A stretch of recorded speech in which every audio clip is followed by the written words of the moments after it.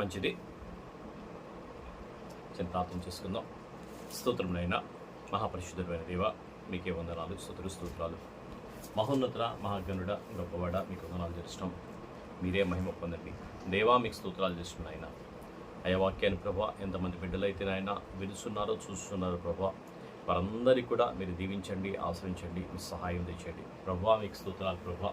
అయ్యా మమ్మల్ని కూడా దీవించండి, ఆశ్రయించండి. మీ జ్ఞానంతోనైనా మమ్మల్ని నింపడినైనా మీ వాక్యాన్ని అందిస్తుందిగా ప్రభా. అయ్యా మీ కృప, మీ హస్తం మా మీద ఉండును గాక. అయ్యా నీకే వందనాలు, స్తోత్రాలు. నేనైతే తలుపున్న యోగ్యుని ప్రభా, అయ్యా జ్ఞానం లేని వారి ప్రభా, మీ జ్ఞానంతో నన్ను నింపి అయా వాడుకొని కృప దయచేసి సహాయం దయచేసి మీరే మహిమ పొందమని మీ ఆత్మకార్యములు జరిగించి తండ్రి ఈ వాక్యాన్ని బలపరిచి నా కుటుంబాన్ని, సంఘాన్ని, వీళ్ళందరూ కూడా దీవించి ఆశ్రయించమని యేసునామములో అడుగుచున్నాం తండ్రి, ఆమేన్. దేవుని ఘనమైన పరిశుద్ధమైన నామమునకే మహిమ కలుగును గాక.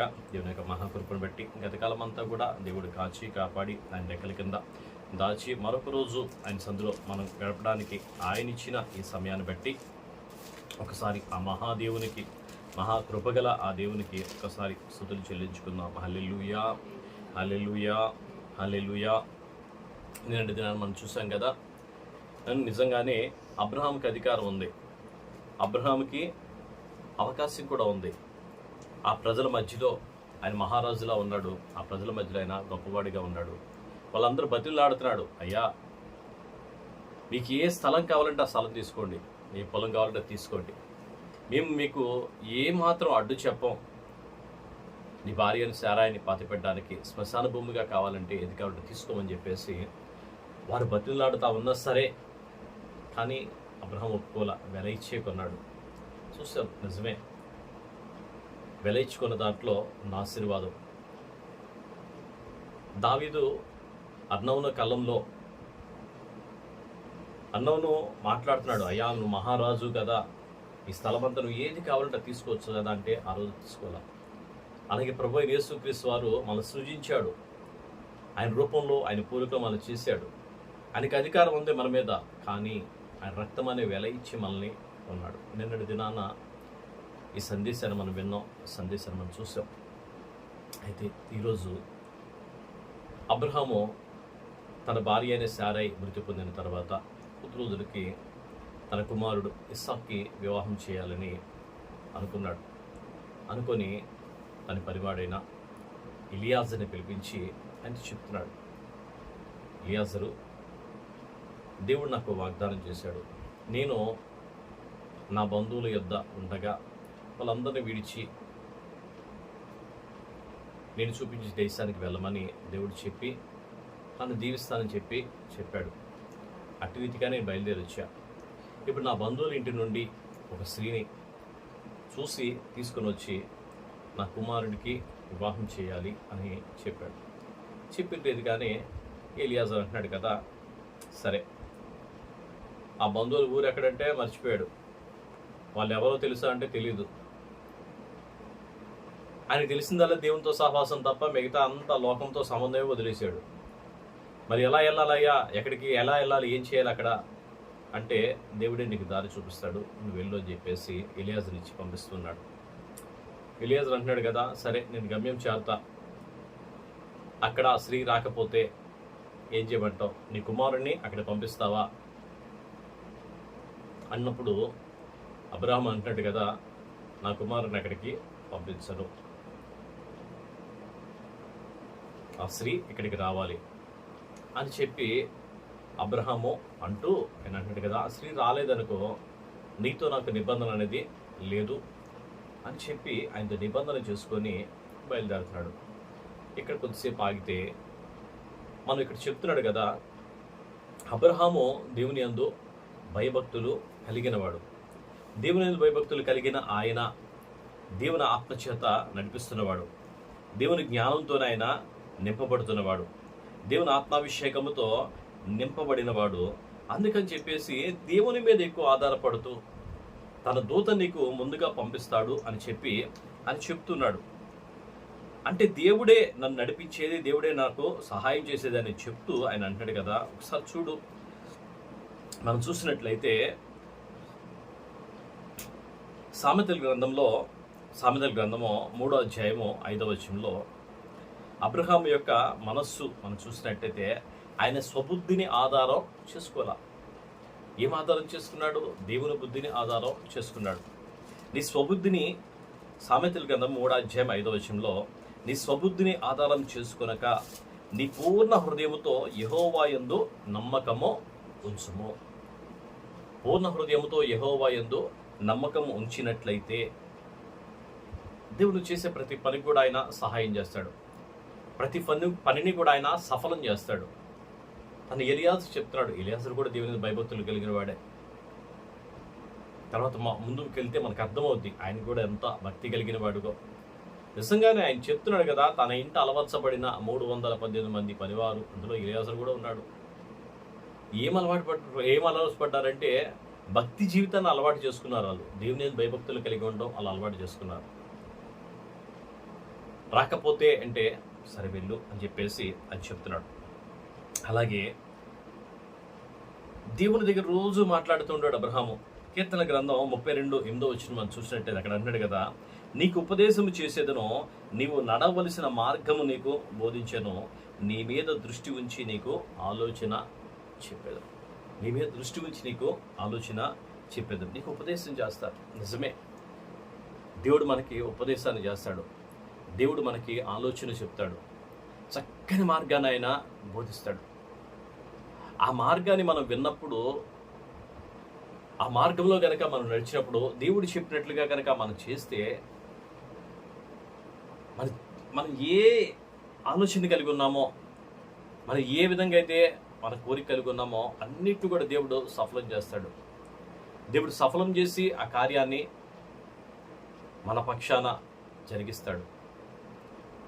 స్వబుద్ధిని ఆధారం చేసుకొనక దేవుని మీద మనసు పెట్టి, దేవుని మీద ఆధారపడి, దేవుని యొక్క ఆలోచనని గ్రహించి చెప్తున్నాడు. ఆ స్త్రీ రాకపోతే నీకు ఇబ్బంది లేదు. నీ కుమారుని అక్కడ పంపిస్తావా? పంపిస్తున్నావు. నిజమే ఈ మాట.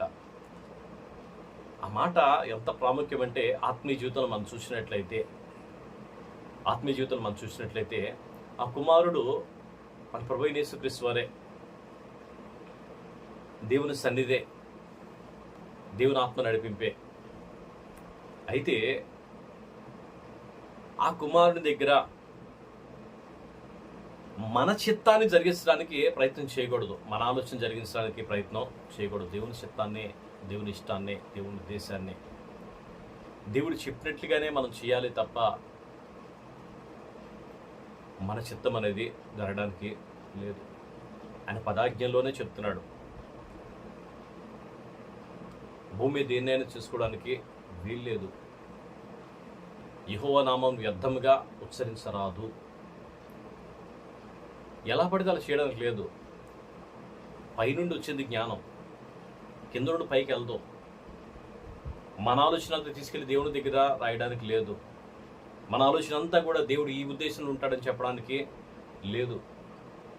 దేవుని ఉద్దేశమే మన ఎళ్ళ సఫలపరచబడాలి. దేవుని యొక్క జ్ఞానంతోనే మనం నింపబడాలి. అలా నింపబడినప్పుడు దేవుడు సహాయం చేస్తాడు. చూడు, ఒకసారి మనం చూసినట్లయితే సామెతల గ్రంథం 19:14 ఉంది కదా, గృహమును విత్తమును ఇతరులు ఇచ్చిన స్వాస్యము సుబుద్ధి గల భార్య యెహోవా యొక్క దానము. సుబుద్ధి గల భార్య యెహోవా యొక్క దానం. ఇప్పుడు భార్యని నిర్ణయించేది అబ్రహాము కాదు, ఎలియాజరు కూడా కాదు. ఎవరు నిర్ణయించాలి? ఆ మహాదేవుడే నిర్ణయించాలి. మహాదేవుడే తీసుకుని వెళ్ళాలి. తన ఎందుకు భయభక్తులు గల వారిని ఎప్పుడు కూడా వదిలిపెట్టడం, విడిచిపెట్టడం. ఒక మాట ఆయన మాట చొప్పున మనం నడిస్తే కార్యమంతా సఫలం చేసేవాడు. ఆయన కార్యమంతా సఫలం చేసి మన పక్షాన ఆయన మనతో పాటు ఉండేవాడు. సరే, అక్కడ నుండి ఎలియాజరు అబ్రహాం దగ్గర సెలవు పొంది ఒంటెల మీద తన ఆహారాన్ని, అక్కడ కావలసిన సామాగ్రి అంతా కూడా తీసుకొని బయలుదేరి ఆ ప్రాంతం దాకా వెళ్ళాడు. వెళ్తున్నప్పుడు అనుకున్నాడు కదా, నేను ఇక్కడ నీలబావి దగ్గర ఆగుతా. నీలబావి దగ్గరికి, ఆ ఊరి దగ్గర ఉన్న ఆ నీలబావి దగ్గరికి వెళ్ళినప్పుడు ఏ చిన్నదైతే వచ్చి నా ఒంటెలకు కూడా నీళ్ళిచ్చి నన్ను కూడా నీళ్లు తాగమని ఈ చిన్నదైతే చెప్పిద్దో ఆ చిన్నదే నా యజమానుని కుమారునికి భార్య అయింది అని చెప్పేసి ఆయన దేవుని దగ్గర అక్కడ ప్రార్థన చేసుకొని ఊరు గవిని దొక్కగానే ఆ మొదట్లో బావి దగ్గర ఆగి ప్రార్థన చేసుకొని దేవుడి దగ్గర ఒక నిర్ణయం తీసుకొని ముందుకు వెళ్తున్నాడు. ఆగగానే దేవుడి దగ్గర ప్రార్థన చేస్తున్నాడు, అయ్యా నా యజమాని కుమారునికి భారీగా వచ్చే చిన్నది, ఇదిగో ఇక్కడ బావి దగ్గర నేను ఆగాను, ఈ బావి దగ్గర నీళ్లు చేది నన్ను తాగమని ఒంటెలకు కూడా తాగడానికి ఎవరైతే చేది పోస్తారో వారిని నా కుమారుడికి నా యజమాని కుమారునికి భారీగా దయచేయ అని చెప్పేసి దేవునికి ప్రార్థన చేశాడు. నిజంగానే బావి దగ్గర చాలామంది వస్తున్నారు పోతున్నారు, చాలామంది నీళ్ళు చేదుకుంటున్నారు వెళ్ళిపోతున్నారు. ఈలోపు రెబ్కా అక్కడికి వచ్చింది. రెబ్కా అక్కడికి వచ్చి అమ్మ నీళ్ళు పోయమ్మా, కొంచెం తాగడానికి నీళ్ళు ఇవ్వమ్మా అన్నప్పుడు నీళ్ళు తాగాడు. తీసుకొని అమ్మ ఒంటెలకు కూడా అంటే ఆమె అంటుంది, ఆ ఒంటెలకు కూడా నేను చేతి నీళ్ళు పోస్తాను, ఆ ఒంటెలకు కూడా నీళ్ళు తాపించండి అని చెప్పి చెప్తా ఉంది. ఒంటెలు నీళ్ళు తక్కువ నీళ్ళు తాగుతాయా? 1-2 నీళ్ళు ఉంటాయంట దాని కడుపులో. ఎడారిలోకి వెళ్ళినప్పుడు కొన్ని సందర్భాల్లో నీళ్లు దొరకకపోతే ఆ ఒంటెలను చంపి అందులోని నీరు తీసుకొని తాగుతారు. అంటే అన్ని నీళ్లు అందులో ఉండే ఆ ఒంటెలకు నీళ్లు చేది పోస్తారు, ఆ ఒంటెలకు నీళ్లు చేది పోస్తాను అని చెప్పేసి రెబ్కా చెప్తా ఉంది. నిజమే కదా, ఆయన ఎవరో తెలియదు, ఆ ఒంటెలు ఎవరో తెలియదు. తెలిసిన వాళ్ళకి సహాయం చేయడానికే మనం వెళ్ళాం. ఇప్పుడు తెలియదు, ఆయన తెలియపోయినా సరే ఆ ఒంటెలు తక్కువ నీళ్ళు తాగితే ఎంత టైం వేస్ట్, ఎంత పని వేస్ట్. అయినా సరే చిన్నదంటుంది కదా, ఆ ఒంటెలకి నేను చేది నీళ్ళు పోస్తానయ్యా అని చెప్పేసి బావిలో నీళ్లు చేది ఆ ఒంటెలకి అన్నిటికీ కూడా నీళ్ళు తాగడానికి అన్నీ పూస్తుంది. బాధ్యత. మనం సంఘంలో ఉన్నప్పుడు, మనం సమాజంలో ఉన్నప్పుడు మన సొంత పనులే చేసుకోవడానికి కాదు. ప్రభు అంటున్నాడు కదా, నీ సొంత పనులే కాదు కానీ యేసుక్రీస్తు పనులు కూడా చేయాలి, ఆయన కార్యములు కూడా చేయాలి. మనం మాత్రం బ్రతికితే సరిపోదు, మనతో పాటు నలుగురు బ్రతకాలి, వారు కూడా పోషింపబడాలి, వారు కూడా దీవించబడాలి, వారు కూడా ఆశీర్వదింపబడాలి. పశువుల మీదే ఆమె అంత దయ చూపించింది అంటే మనుషులు అందుకు ఇంకెంత భయభక్తులు కలిగి ఉంటుంది. ఇలియాజు చూస్తున్నాడు, తన గుణమంతా కూడా పరీక్షిస్తూ ఉన్నాడు, తన పద్ధతి అంతా కూడా కనిపెడుతూ ఉన్నాడు. నిజమే ప్రియమైన దేవుని బిడ్డలారా, వాళ్ళందరూ కూడా చూస్తారు, మనం పరీక్షిస్తారు, మనల్ని ఎవరు గమనించట్లేదని మాత్రం అనుకోవద్దు. మనం చేసే పని, మనం చేసే పద్ధతి, మనం మాట్లాడే మాట, మనం ఉండే చోటు అన్నీ కూడా వాళ్ళు చూసి మన క్యారెక్టర్ వాళ్ళు నిర్ణయిస్తారు.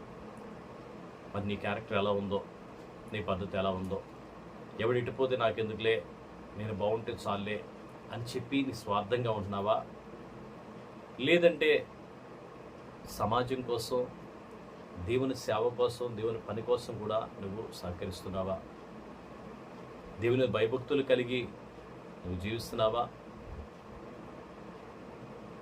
నాకే సంబంధం లేదన్నట్లుగా నీ జీవనాన్ని కొనసాగిస్తున్నావా? దేవుడు చూస్తూ ఉన్నాడు. ఆ రెబ్కాని తన పనిని కూడా చూస్తున్నాడు, ఇలియాజు చూస్తున్నాడు, తన్ను చూస్తున్నాడు, తన పనిని కూడా చూస్తున్నాడు. చూసి దేవునికి కృతజ్ఞతలు చెల్లించి, అమ్మా నువ్వు ఎవరు, ఎక్కడ ఏంటి అడిగితే ఆ ఇంటికి తీసుకొని వెళ్ళింది. మా నాన్న పేరు నాహోరు అని చెప్పి తన ఇంటికి తీసుకొని వెళ్ళింది. ఇంటికి తీసుకుని వెళ్ళిన తర్వాత అక్కడ వాళ్ళంటూ ఉన్నారు కదా, యెహోవా వలన ఆశీర్వదింపబడినవాడా లోపలికి రమ్ము, యెహోవా వలన ఆశీర్వదింపబడినవాడా లోపలికి రమ్ము. ఇక్కడ మనం చూసినట్లయితే నిజంగానే రెబ్కా వాళ్ళు దేవుని ఎరగని జనమా, దేవుని భయభక్తులు లేని జనమా, దేవుడు తెలియని జనమా? కాదు, దేవుని భయభక్తులు కలిగిన జనమే. దేవుని యందు భక్తి కలిగిన వారే. కానీ కొంతమంది అయితే భక్తిని చూపించలేని వారిగా ఉంటారు. కొంతమంది అన్ని విషయాల్లో కూడా చాలా భక్తి కలిగిన వారిగా ఉంటారు. ఈయన అంటున్నాడు కదా, యెహోవా వలన ఆశీర్వదింపబడిన వాడా లోపలికి రమ్ము. అంటే దేవుడు అంటే వాళ్ళకి తెలుసు, దేవుడు అంటే భయభక్తులు వాళ్ళకి తెలుసు. నాహోరు కూడా బయలుదేరాడు, తెరాహుతో పాటు వాళ్ళు బయలుదేరారు, అబ్రహాముతో పాటు వాళ్ళు బయలుదేరారు. కానీ అబ్రహాముని పిలిచాడు, అబ్రహాం మాత్రం వచ్చాడు. అంటే దేవునితో ఎక్కువగా గడపడానికి, దేవునితో ఎక్కువ నడవడానికి వచ్చారు. అందువలన అబ్రహాము దీవించబడ్డాడు.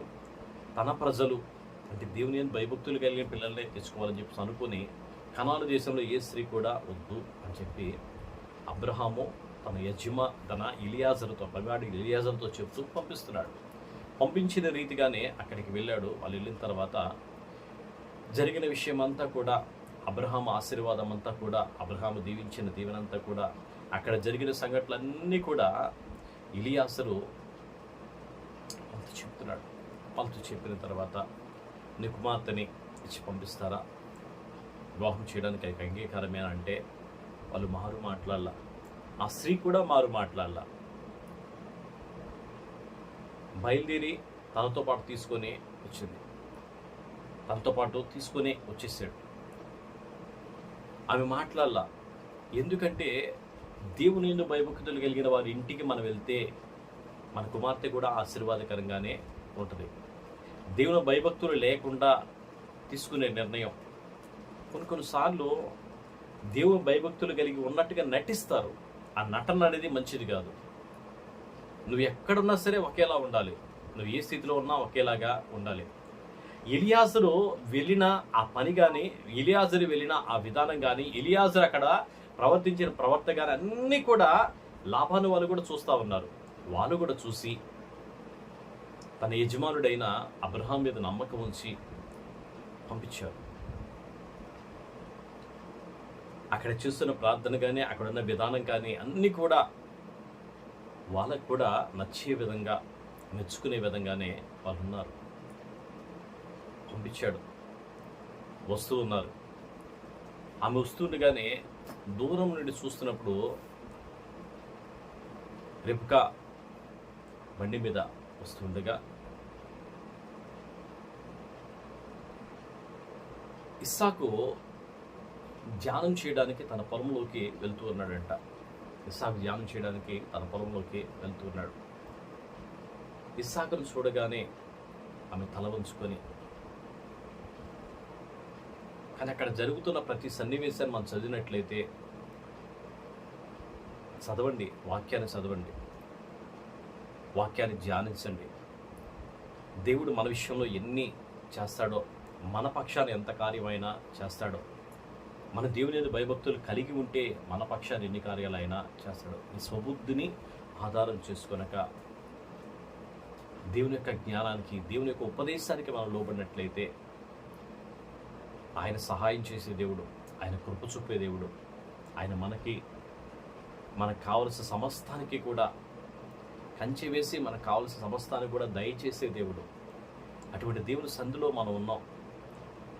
ఎంత భయభక్తులు కలిగి ఉంటే అబ్రహాం ఆశ్రయించబడ్డాడు.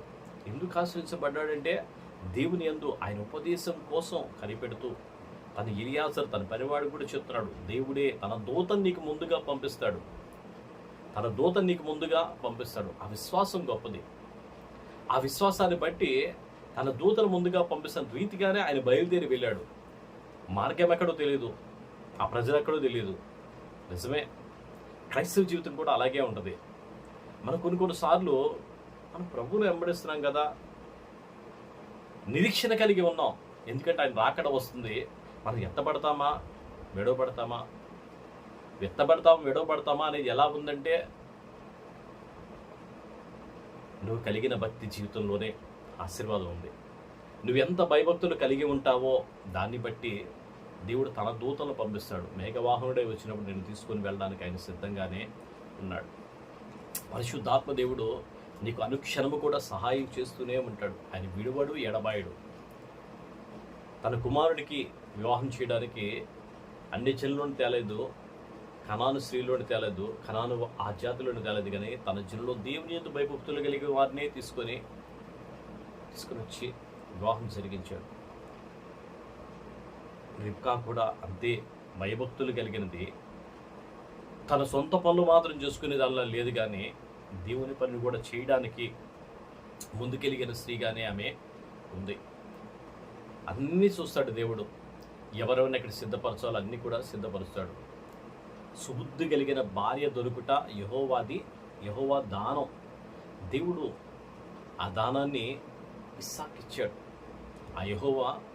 ఆ దేవుడు ఇస్సాకి ఆ దానాన్ని ఇచ్చాడు. ఎందుకంటే అబ్రహాము యొక్క భక్తి జీవితం, అలాగే ఇస్సాకు యొక్క భక్తి జీవితం కూడా, తండ్రి చేస్తుందంతా కూడా కుమారుడు అలాగే ఉన్నాడు. తండ్రి ఎంత భక్తిగా ఉన్నాడో కుమారుడు కూడా అంతే భక్తిగా ఉన్నాడు. యవన కాలాన్ని కాచుకునే ఉన్నాడు. ఎవరు పడితే అంత పోదాలో ఎవరినో ఒకరు చేసుకుందామని చెప్పేసి వెళ్ళలేదు. నిజంగా దేవుడు తన పిల్లలను చెప్పుకోవడానికి కూడా, ఆయన చెప్పుకోవడానికి నేను ఎవరిని అంటే అబ్రహాము దేవుడను, ఇస్సాకు దేవుడను, యాకోబు దేవుడను అని చెప్పి మన గురించి కూడా దేవుడు అలా చెప్పుకోవాలి. నువ్వు ఎవరి దేవుడు అంటే అదిగో దేవుడు అని చెప్పేసి. అట్టి కృప మనందరికీ కూడా కలుగునుగాక. అట్టి దీవెన ఆశీర్వాదం మనందరికీ కూడా కలుగునుగాక. మనం చేసే ప్రతి పనిలో కూడా దేవుడే సహాయం చేయనుగాక. దేవుడు మనకు తోడే ఉండి నడిపించును గాక. ఎలా అయితే రెబ్కాను తీసుకొచ్చి వివాహం జరిగించాడో, మన ప్రభు అయిన యేసుక్రీస్తు వారు వస్తూ ఉన్నాడు. సంఘముగా ఉన్న మనం, స్త్రీగా ఉన్న మనం దేవుని పనిచేసే బిడ్డలుగానే ఉండాలి. రెబ్కా ఒంట్లోకి నీళ్ళు ఎలా పోసిందో సంఘానికి మనం సహకారులుగానే ఉండాలి. సంఘంలో మనం పరిచారులుగానే ఉండాలి. దేవుని పని అంటే పరిగెత్తే వారిలాగానే ఉండాలి. దేవుడు చూస్తాడు. వరుడైన ప్రభు వస్తుండగా మన సిద్ధపాటు చేసిన ఆ దేవుడు, సిద్ధపరిచిన ఆ దేవుడు మనం తీసుకుని పోతాడు. వేగారుడే వస్తూ ఉండగా అయినా మనం తీసుకుని వెళ్ళడానికి మన భక్తి జీవితం చాలా చాలా ప్రాముఖ్యం. లోక ఆచారాలు తీసుకెళ్లి ప్రభువుకి పెట్టడానికి లేదు. దేవుని వాక్యం ఎలా చెప్తుందో ఆ విధానమైన భక్తి మాత్రమే మనం చేయాలి. పితృపారంపర్య ఆచారాలన్నీ కూడా తీసుకొని వెళ్ళి దేవుని సందులో పెట్టి దేవుని యొక్క గురిని, దేవుని యొక్క లక్ష్యాన్ని మనం తొలగించడానికి, శాపాన్ని కొని తెచ్చుకోవడానికి ఉండకూడదు. దేవుని భయభక్తులు కలిగి దేవుడు చెప్పిన రీతిగానే, దేవుడు మనకి ఏ దీవెన అయితే ఇస్తాడో, దేవుడు మనకి ఏ ఆశీర్వాదం ఇస్తాడో అట్టి ఆశీర్వాదాన్ని మనం పొందుకునే వారిగానే మనమందరం కూడా ఉందుముగాక. దేవుని కృప మనకి తోడై ఉండునుగాక. ప్రార్థన చేసుకుందాం. స్తోత్రం నాయన, మహాపరిశుద్ధుడైన దేవ, మీకే వందనాలు, స్తోత్రాలు. మహోన్నతుడ, మహాగణుడ, గొప్పవాడ, జీవము గల యేసయ్య, జీవాధిపతి, మీకు వందనాలు. సర్వశక్తులకు మా తండ్రి, సర్వాధికారి, మీకు స్తోత్రం నాయన. ప్రభువా, నా దేవ, అయ్యా, మీ యందు భయభక్తులు కలిగి ఉన్న వారికి నాయన మీరు చూపించే ఆ కృప ఎంత గొప్ప తండ్రి, మీకు స్తోత్రం నాయన. అబ్రహామునైనా తన స్వబుద్ధిని ఆధారం చేసుకోకుండా ప్రభువా మీ మీద ఆధారపడి తన ఎలియాజుని ప్రభా తన దాసుని ఎలియాజుని ప్రభా తిన్నానా అయా తన కుమారుడికి భారీగా తీసుకురావడానికి పంపించుండగా నా తండ్రి మీకు స్తోత్రం నాయన. మాయా మీకు స్తోత్రం నాయన. మా దేవుడా మీకు స్తోత్రాలు. మా ప్రభువా మీకు స్తోత్రాలు చేస్తున్నాయన. మీ కృప, మీ దయ మా మీద ఉంచండి. మమ్మల్ని కూడా సిద్ధపాటు చేయండి ఆయన. ఆ స్త్రీ రాకపోతే నిబంధన లేదంటాడయ్యా. నీ కుమారుని అక్కడికి తీసుకెళ్ళకూడదు అంటున్నాడయ్యా. నిజమే ప్రభువా. నా ప్రభువా అయా మేము నాయన మహిమ చెల్లించేవారిగానే ఉండాలి, కానీ ప్రభువా మా సొంత జ్ఞానాన్ని నాయన ఉపయోగించేలా ఉండకూడదు నాయన. అయా నీరు పైనుండి కిందకి పారలే, కానీ కింద నుండి పైకి వెళ్ళడానికి లేదు ప్రభువా. తండ్రి నీకు స్తోత్రం నాయన. నా దేవా మీ జ్ఞానంతోనే మేము నింపబడాలి, కానీ మా సొంత ఆలోచనతో మేము పని చేయకూడదు ప్రభువా. అట్టి కృప మా మీద ఉంచండి. అయా వాక్యాన్ని ఎంతమంది అయితే వినుస్తున్నారు, వాక్యాన్ని ఎంతమంది అయితే చూస్తున్నారు ప్రభువా, వారందరికీ కూడా మీరు దీవించండి, వారందరూ కూడా మీరు ఆశ్రయించండి. మమ్మల్ని మా కుటుంబాన్ని దీవించండి. ఆ సేవా పరిచర్యను దీవించండి. మీ సేవల విఫలంలో నాయన బలముగా నాయన బహుబలంగా మీరు వాడుకొని మీరు మహిమ పొందమని, మీ కృప మా మీద నుంచి మీ సహాయం మాకు దయచేసి మీరే మహిమ పొందమని, మీ సన్నిధి మాకు తోడుగా ఉంచి చేసిన పనులన్నింటిలో దీవెన ఆశీర్వాదం దయచేయండి. యేసునామములో అడిగి వేడుకొనిచున్నాం తండ్రి. ఆమేన్, ఆమేన్, ఆమేన్. తండ్రి దేవుని ప్రేమ, కుమారుడి నేసే కృప, పరిశుద్ధాత్మకరమైన సహవాసం సదాకాలం ఎల్లప్పుడూ తోడుగా నడిపించును గాక. ఆమేన్. కూడా